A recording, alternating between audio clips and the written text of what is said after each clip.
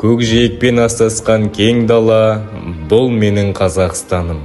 Тауындай биік армандарды, өзеніндей толқып аққан тарихты бойына сыйғызған ұлы мекен.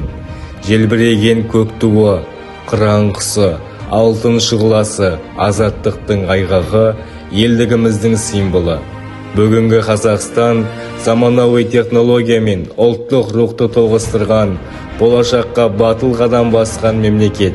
Сан ұлттың ынтымағы жарасқан, бейбіт өмірдің бесігіне айналған ұлы отан. Отанға деген махаббат жүректе, ал оған қызмет ету әр ұрпақтың парызы.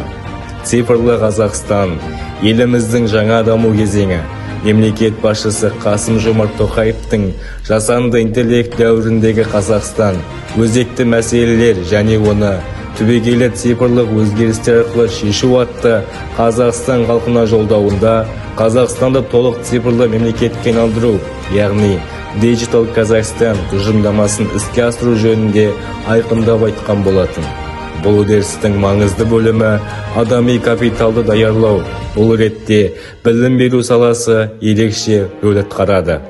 Сонымен қатар, мемлекет басшысы 2025 жылды жұмысшы мамандықтар жылы деп жариялап, бұл шешім еліміздің экономикалық және әлеуметтік дамуы үшін аса маңызды қадам болып табылатынын айтты. Отаншылдық жүректен. Қазақстан бұл жай ғана туған жер емес, бұл сенің еркін өмірің, арманға апарар жолың, табысқа жетер тұғырың.